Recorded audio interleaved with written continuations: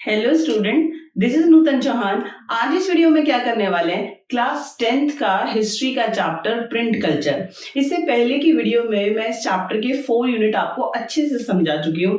इस वीडियो में आज हम 5th यूनिट करेंगे and it's very very simple, आपको बहुत आराम से समझ में आ जाएगा। सी चैप्टर में क्या चल रहा है कि कैसे किताबें दुनिया में आई, प्रिंट कल्चर, मशीनों से किताबें कैसे छपने लगी। चाइना पढ़ा, जापान पढ़ा, यूरोप के अंदर कल्चर पढ़ा, ठीक है, जर्मनी के बारे में पढ़ा कि कैसे मशीनें से किताबें छपने लगी और बड़ी मात्रा में लोगों में रीडिंग की हैबिट बढ़ने लगी। हम ये सब पढ़ चुके हैं। इस वीडियो में हम क्या करने वाले हैं कि जब किताबें आती है ना बेटा, जब प्रिंटिंग बढ़ती है तो अलग अलग लोगों के ऊपर अलग अलग इन्फ्लुएंस होता है। किताबें, हर तरह की जो किताबें आप पढ़ते हैं सब में एक जैसा मैटर होता है क्या? सारी किताबें इंजीनियरिंग के बारे में लिखी हुई हैं क्या? इंजीनियरिंग की ही इंफॉर्मेशन मिलती है या डॉक्टरी से रिलेटेड जो सब्जेक्ट है सिर्फ डॉक्टरों की इंफॉर्मेशन मिलती है या मैथ्स की इंफॉर्मेशन? जी नहीं, किताबों में हर तरह की राइटिंग होती है। धार्मिक भी हो सकती है, मैथोलॉजी हो सकता है, ठीक है, एस्ट्रोलॉजी हो सकता है, मैथ्स है, सब्जेक्ट हैं आपके, बहुत सारी चीजें जो भी है, इवन घर के बारे में, खाना, मैगजीन, लड़कियों के बारे में, है ना। तो हर किसी के बारे में किताबों में लिखा जा सकता है, ठीक है। तो बस हम यहाँ पर पढ़ रहे हैं कि 19वीं सेंचुरी में क्या हुआ। किताबों में बच्चों के बारे में लिखा गया, किताबों में औरतों के बारे में लिखा गया, किताबों में मजदूरों के बारे में लिखा गया। हम 1 बाय 1 पढ़ेंगे कि किस तरह की किताबें हैं, क्या लिखा जा रहा है। फिलहाल हम बच्चों के बारे में पढ़ने वाले हैं कि जब 19वीं सेंचुरी में मशीनें आई और बड़ी मात्रा में किताबें छपी तो बच्चों के लिए, और आज भी बच्चों के लिए प्रिंटिंग प्रेस अलग लग गई, जहां पर सिर्फ बच्चों के लिए मटेरियल होगा। बच्चों के लिए story books, folk tales, fairy tales, परियों की कहानी, राजा रानियों की कहानी, जो लेजेंड्स हैं उनकी कहानियां। तो ऐसी प्रिंटिंग प्रेस डेवलप की गई जहां पर सिर्फ बच्चों के लिए ही मटेरियल को प्रिंट किया जाएगा। फ्रांस में ऐसा हुआ, इंग्लैंड में ऐसा हुआ, ठीक है। और प्रिंट करने से पहले ये ध्यान रखा जाता था कि ये बच्चे पढ़ने वाले हैं, ठीक है, कोई वल्गर रिलेटेड कोई ऐसी चीजें, शब्द ना हो, ऐसे वाक्य ना हो जो बच्चों को गलत तरीके से प्रभावित कर दें, तो उसको पहले ही रिमूव कर दिया जाता था और फिर बच्चों के लिए किताबें छापी जाती थी। इतनी बात समझ में आई आपको? बेस समझ में आ गया होगा कि जब प्रिंटिंग आई, यूरोप में मशीनों का दौर आया, बड़ी मात्रा में किताबें छपी तो बच्चों के लिए प्रिंटिंग प्रेस अलग हो गई और बच्चों से रिलेटेड किताबें छपने लगी। जरा सुनना। As primary education became compulsory for the late 19th century, primary education 19th century में, प्राथमिक तक की 1 to 5 वाली आपको पता है एजुकेशन यूरोप में 19th सेंचुरी में बच्चों के लिए कंपलसरी हो गई कि भाई हर बच्चा 5वीं तक की शिक्षा लेगा। अब जब शिक्षा कंपलसरी हो गई बच्चों के लिए तो किताबें तो छपेंगी बच्चों के लिए, ठीक है। A children press was set up in France in 1857। एक नंबर के लिए अलग से हो जाएगा कि फ्रांस में बच्चों के लिए अलग से प्रेस बनाई गई, प्रिंटिंग प्रेस, जहां सिर्फ बच्चों के लिए ही किताबें छपेंगी 1857 में। कहा? फ्रांस में, ठीक है। This press published new works as well as old fairy tales and folk tales. ये जो बच्चों की प्रिंटिंग प्रेस फ्रांस में 1857 में लगाई गई, इसमें क्या हुआ बेटा? इसमें फेरी टेल्स, जो परियों की कहानी होती हैं, फॉक टेल्स, ठीक है, जो लेजेंड्स की कहानियां होती हैं, वो सब पुरानी वाली जो है स्टोरी भी बच्चों को छापी गई बच्चों के पढ़ने के लिए, और नया नया भी काम किया गया, नई नई स्टोरीज भी बनाई गई और बच्चों के लिए रखी गई। तो कुल मिलाकर क्या किया जा रहा है 19th सेंचुरी में? बच्चों के लिए किताबें छापी जा रही हैं। द ग्रिम ब्रदर्स, 2 भाई हैं, ठीक है, Grimm brothers in Germany, Germany के अंदर spent year of the compiling tradition folk tales gathered from peasants. यानी ये 2 भाई हैं जर्मनी में, ग्रिम ब्रदर, ठीक है। तो ग्रिम से आपको जर्मनी याद रहेगा, ठीक है, दोनों जी से शुरू हो रहे हैं। तो जर्मनी में 2 भाई रहते थे, Grimm brothers. They travelled village to village, ठीक है, talk with peasants and collect folk tales for children. यानी ये दोनों भाई जर्मनी के अंदर गांव गांव गए, किसानों से बात करी और पुरानी कहानियों को इन्होंने इकट्ठा किया, ठीक है, और एज इट इज छाप दिया? जी नहीं। Anything that was consider unsuitable for children was not include in the published version. जब किताबें छापी जाती थी, भाई स्टोरीज, नई स्टोरीज भी लिख ली गई, पुरानी भी कलेक्ट कर ली गई, तो क्या उनको एज इट इज छापा जाता था? नहीं बेटे, दिमाग में रखना कि बच्चों को चीजें जल्दी इन्फ्लुएंस करती हैं, उनका ब्रेन डेवलप हो रहा होता है, तो ध्यान में रखना होता है कि कोई गलत इंफॉर्मेशन उनके पास ना चली जाए, कोई वल्गर वर्ड्स ना हो, कोई वाक्य ना हो, तो इसलिए पहले उसको अच्छे से एनालाइज किया जाता था, और अगर ऐसा कुछ लगता था तो उसको रिमूव करके तब पब्लिश किया जाता था। तो होपफुली आपको समझ में आया। जब किताबों का दौर आया और मशीनों से बड़ी मात्रा में किताबें छपी, तो बच्चों के लिए भी प्रिंटिंग प्रेस लगी और बच्चों से रिलेटेड मटेरियल छपने लगा। आपको इतनी बात समझ में आ गई होगी। आगे चलते हैं। प्रिंटिंग है और औरतें पीछे रह जाएं, ऐसे कैसे हो सकता है? ठीक है, तो औरतों ने जब प्रिंटिंग से बड़ी मात्रा में सस्ती किताबें छपने लगी, तो बहुत लार्ज स्केल पे लड़कियां रीडर भी हो गई और राइटर, पढ़ने वाली और लिखने वाली। ठीक है, लड़कियों में जिज्ञासा बढ़ने लगी। पता है, जैसे आप बात को समझो, आज बड़ी मात्रा में क्या है? आज बड़ी मात्रा में है सोशल मीडिया। तो चाहे किसी को खाना बनाना है, नाचना है, गाना है, what ever talent you have and whatever you want to express in front of people across the world, आप अपनी बात को रखना चाहते हैं, आपको नाचना आता है, आपको खाना आता है, आपको पीना आता है, आपको हंसना आता है, आपकी बात को आपको एक्सप्रेस पॉलिटिकली और सोशली आप जो भी बताना चाहते हैं, आज आप क्या यूज करते हैं? Social media. वहां पर अपनी बात को रख देते हैं और पूरे वर्ल्ड में वो फैल जाएगा। पहले तो नहीं था ये सोशल मीडिया, टेक्नोलॉजी नहीं थी, तो पहले थी किताबें। बच्चों को अपनी बातें रखनी है, मजदूरों को रखनी है, किसानों को रखनी है, राजाओं को रखनी है, औरतों को रखनी है। हर कोई किताबों से अपनी एक माध्यम था, किताबें बहुत बड़ा सोर्स कि अपनी बात दूसरों तक पहुंचाना। Now you read about women कि लड़कियों ने प्रिंटिंग को कैसे इस्तेमाल करा। बिल्कुल इस्तेमाल करा, अपनी कंडीशन को लोगों तक पहुंचाया। जरा सुनना कि जो औरतें हैं उन्होंने क्या करा, वो बहुत अच्छी रीडर बनी, राइटर बनी, नोवेलिस्ट बनी, लिखने वाली, नोवेल लिखने वाली। ठीक है, women become important as reader as well writer. लड़कियां पढ़ भी रही हैं, लड़कियां राइटिंग भी कर रही हैं। पेनी मैगजीन, छोटी छोटी मैगजीन होती है, penny magazine were specially meant for women. लड़कियों के लिए छोटी छोटी मैगजीन, पेनी मैगजीन बनाई जाती थी। क्यों बनाई जाती थी?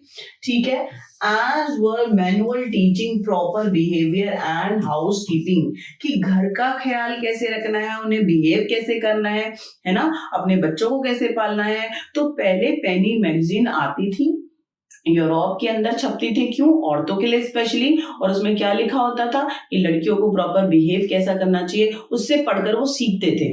ठीक है, अपने घर को कैसे मैनेज करना चाहिए। इतनी बात आपको समझ में आई होगी।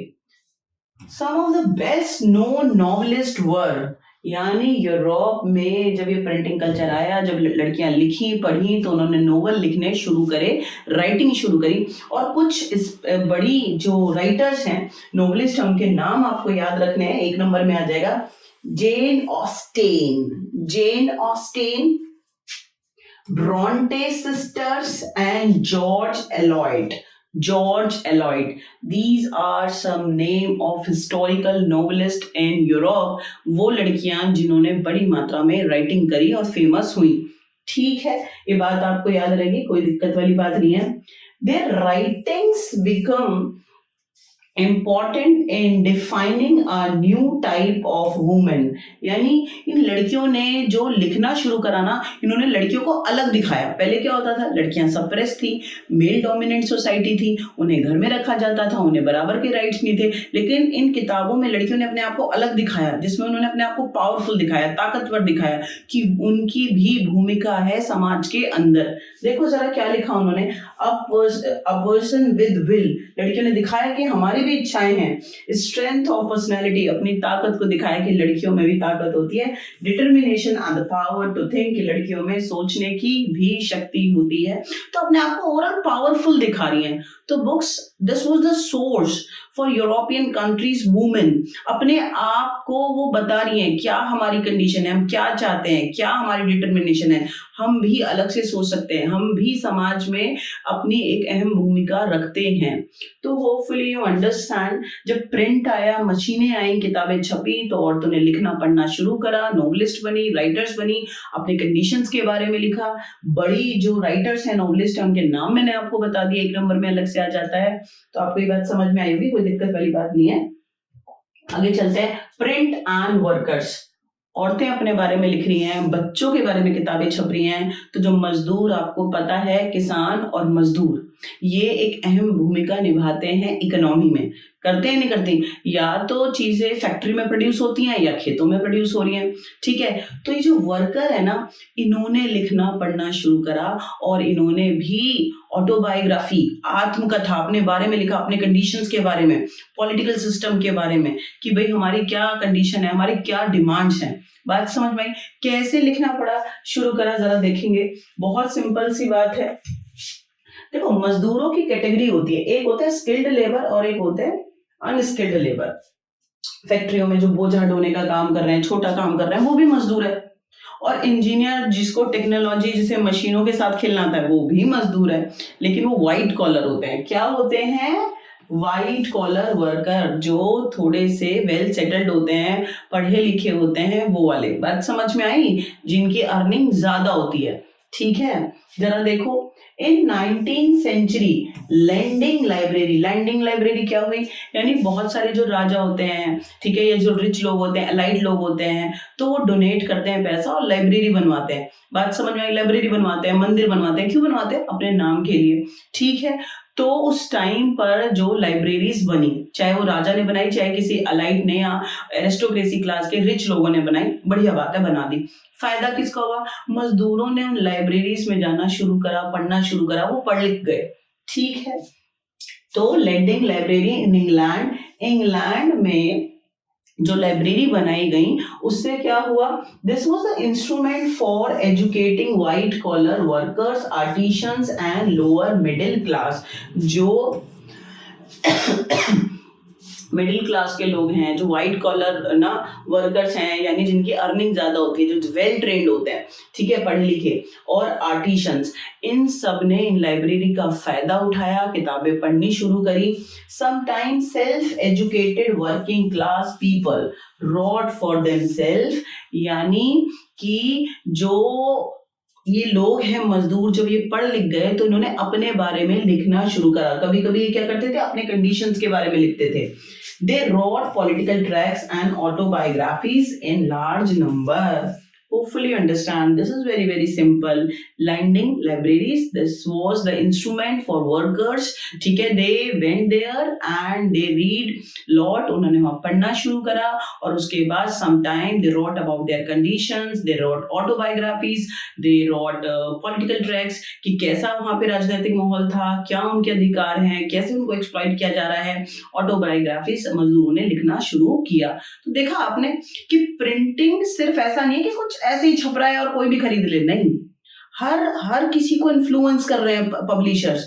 औरतों की किताबें, बच्चों के लिए, वर्कर्स के लिए, कि पूरे समाज के लिए कुछ ना कुछ उनमें है। तो जिसके लिए जो है वो उठा रहा है, वो पढ़ रहा है, पब्लिशर का भी फायदा, लोग भी इन्फ्लुएंस हो रहे हैं, समाज भी बदल रहा है।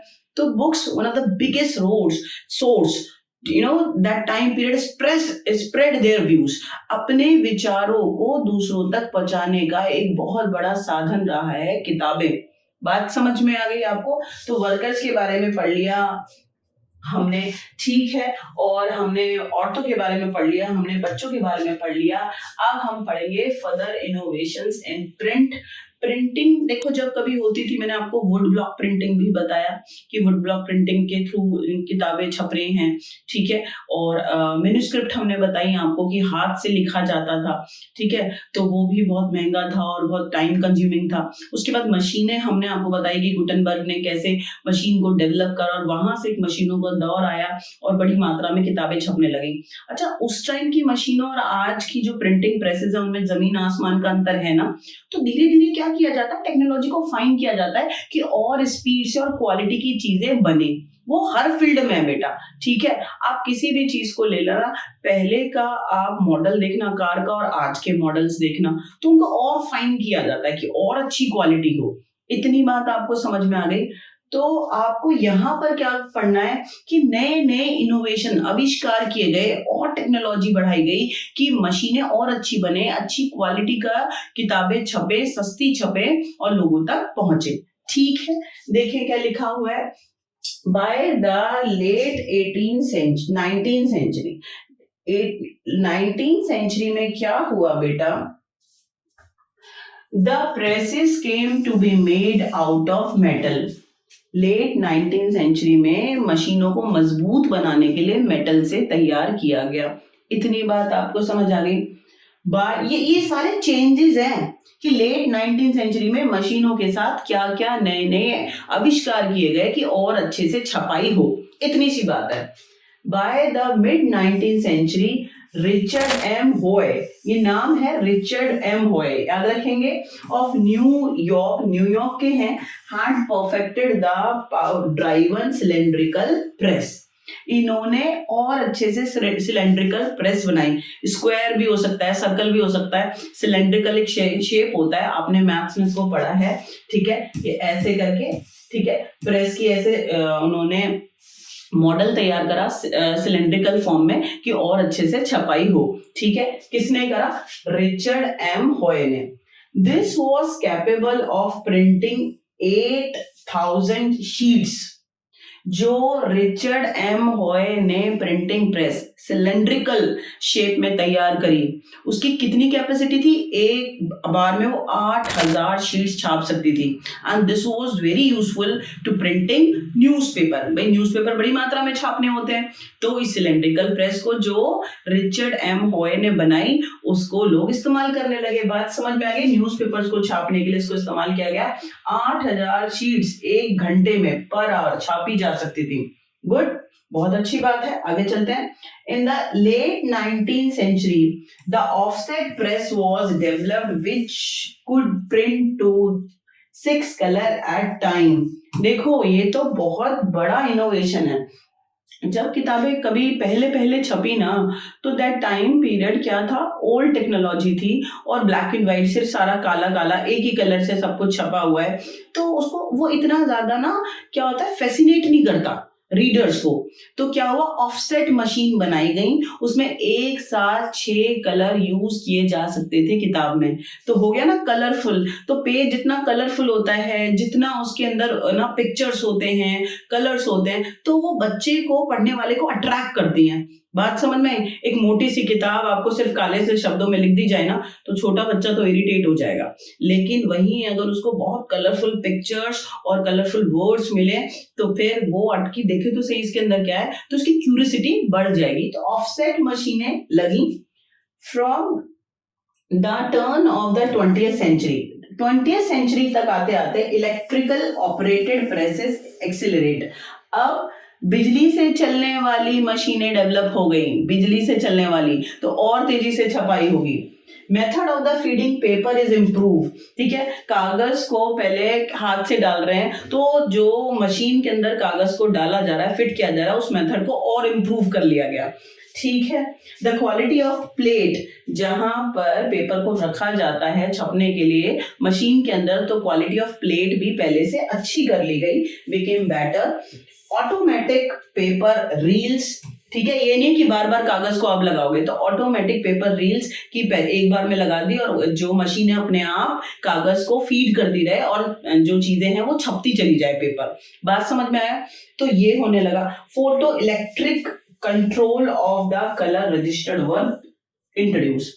कुल मिलाकर आपको 2-3 चीजें दिमाग में रखनी है कि late 19th century and earlier 20th century, this is the time period when different innovation did in print machines, मशीनों में बहुत सारे इनोवेशंस किए गए, टेक्नोलॉजी अपनाई गई ताकि बड़ी मात्रा में क्वालिटी के साथ पेपर को छापा जा सके। जैसे जो रिचर्ड एम हॉय हैं, उन्होंने क्या करा, सिलेंड्रिकल प्रेस बनाई, 8000 शीट्स पर आवर छापे जा सकते थे। ऑफसेट मशीनें लगाई गई, प्रेस लगाई गई, क्यों?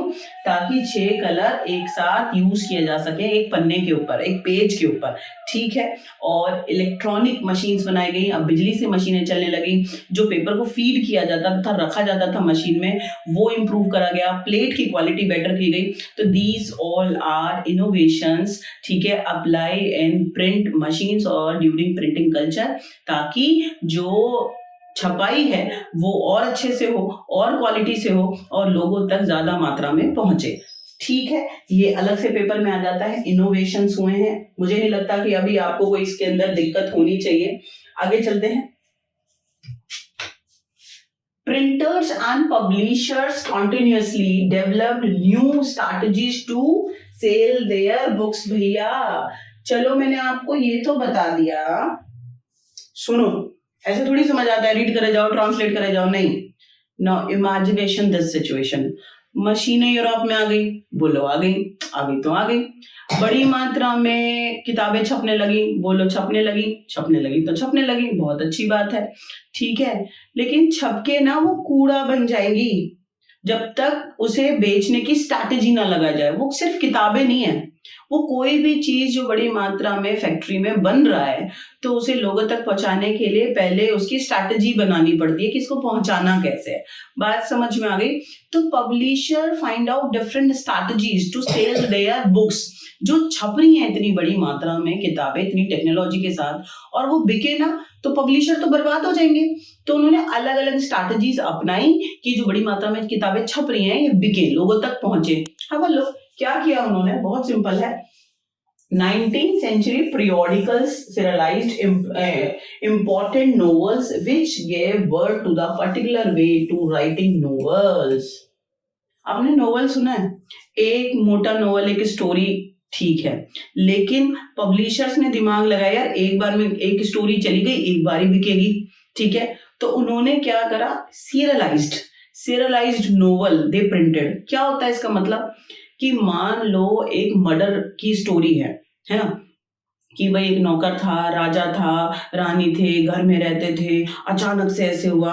तो फिर उस नोवेल में स्टोरी को कंप्लीट नहीं करेंगे, उसको वहीं पे रोक देंगे, फिर आधी स्टोरी दूसरे नोवेल में, उसका आधा पार्ट तीसरे नोवेल में, तो 3-4 सीरीज बन जाती हैं। आजकल आप नेटफ्लिक्स पे हैं, आजकल आप हॉटस्टार पे हैं, तो वहां पर सीरीज में दिखाया जाता है ना।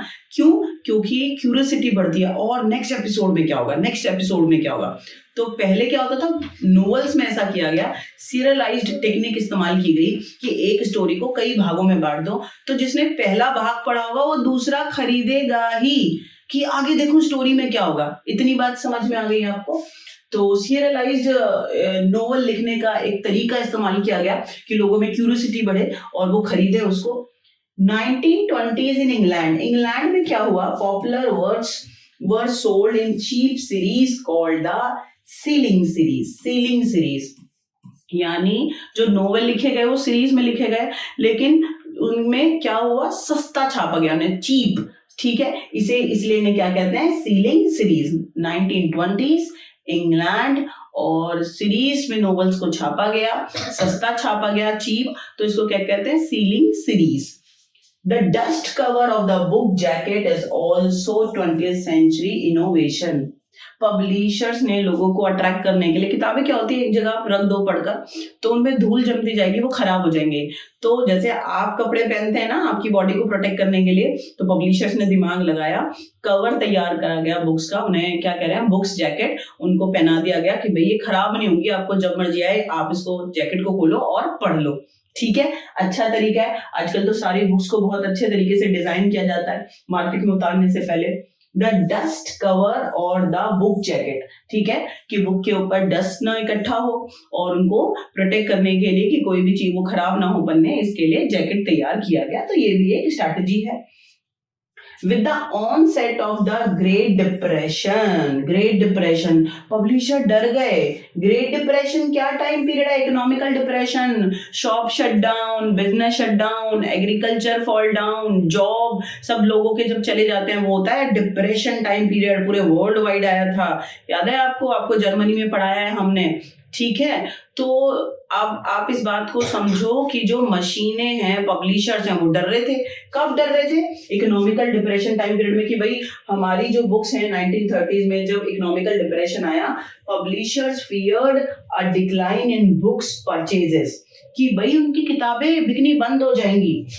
To sustain buying they brought out cheap paperback edition. जब 1930s में वर्ल्ड वाइड इकोनॉमिकल डिप्रेशन आया तो पब्लिशर को ये डर था कि महंगी किताबें छापेंगे, कोई खरीदेगा नहीं, बर्बाद होगा। द बेटर थिंग इज कि सस्टेन वे में, बैलेंस वे में किताबें मार्केट में जाती रहे, लोग खरीदते रहे, तो बहुत सस्ती उन्होंने किताबें छापना शुरू किया। तो these all are strategy apply by different publishers including England, in overall European countries, ठीक है, टू सेल देयर बुक्स। क्या क्या किया उन्होंने बेटा? जैसे इकोनॉमिकल डिप्रेशन टाइम पीरियड था तो सस्ती किताबें छापी, चीप बुक्स, कि भाई लोग खरीदते रहे, रुके ना, किताबें बंद ना हो। प्लस क्या किया उन्होंने? जो डस्ट कवर तैयार करे और बुक्स के जैकेट तैयार करे कि जो बुक्स हैं वो प्रोटेक्टेड रहें, खराब ना हो, ये भी एक अट्रैक्शन का तरीका है। प्लस उन्होंने क्या करा? उन्होंने सीलिंग सीरीज, इंग्लैंड में चीप किताबों की सीरीज शुरू करी कि सस्ती हैं, लोग खरीदेंगे। प्लस क्या किया गया? पीरियोडिकल सीरीज ऑफ नोवेल, ठीक है, कि नोवेल्स को डिवाइड करके स्टोरी को अलग अलग भागों में किताबों में बनाया जाता था। तो इससे क्या होता था? ये सब स्ट्रैटेजी है कि लोग किताबों को खरीदेंगे, पढ़ेंगे। Hopefully you understand what I'm trying to tell you in this unit.